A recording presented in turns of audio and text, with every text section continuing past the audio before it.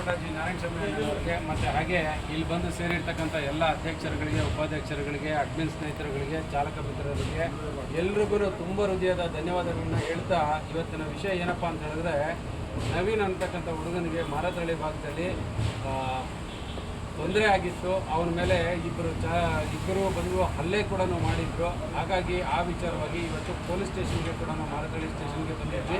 ಇಲ್ಲಿ ಬಂದ ನಂತರ ಮತ್ತೆ ಅಪಾರ್ಟ್ಮೆಂಟ್ಸ್ ಹತ್ರ ಹೋಗಿ ನಾವು ಗಲಾಟೆಗಳು ಮಾಡಿದ ನಂತರ ಸುಮಾರು ಕಡಿಮೆ ಅಂತ ಹೇಳಿದ್ರೆ 40ರಿಂದ 45, 50 ನಮ್ಮ ಚಾಲಕ ಮಿತ್ರರು ಬಂದು ಎಲ್ಲರೂ ಜೊತೆಲಿ ಸೇರಿ ಸಾಥ್ ಕೊಟ್ಟಿರೋದ್ರಿಂದ ಇವತ್ತು ನಮ್ಮ ನವೀನ್ ಅನ್ನೋ ಚಾಲಕರ ಮೇಲೆ ಏನೋ ಒಂದು ಹಲ್ಲೆ ಮಾಡಿದ್ರು. ಅದರಲ್ಲಿ ಒಬ್ಬರನ್ನ ಆಲ್ರೆಡಿ ಅರೆಸ್ಟ್ ಮಾಡಿದ್ದಾರೆ, ಮತ್ತು ಇನ್ನೊಬ್ಬರನ್ನ ನಾಳೆ ಬೆಳಗ್ಗೆ ಅರೆಸ್ಟ್ ಮಾಡಿ ಸ್ಟೇಷನಲ್ಲಿ ಕೊಂಡಿಸುವಂಥ ಕೆಲಸ ಆಗ್ತಿದೆ.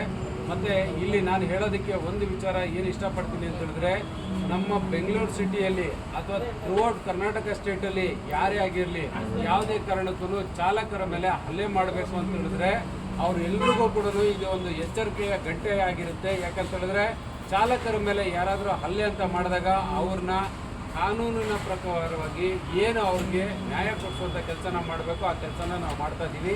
ಈಗ ನವೀನ್ ಅವರ ಮೇಲೆ ಏನು ಹಲ್ಲೆ ಆಗಿತ್ತು ಅದಕ್ಕೆ ಒಂದು FIRನ ಫೈಲ್ ಮಾಡಿದ್ದೀವಿ. ಒಬ್ಬರನ್ನ ಆಲ್ರೆಡಿ ಅರೆಸ್ಟ್ ಮಾಡಿದ್ದಾರೆ, ಇನ್ನೊಬ್ಬರನ್ನ ಕೂಡ ನಾಳೆ ಅರೆಸ್ಟ್ ಮಾಡಿ ಮಿಕ್ಕಿದ್ದ ಕಾರ್ಯಾಚರಣೆ ನಡೆಯುತ್ತೆ.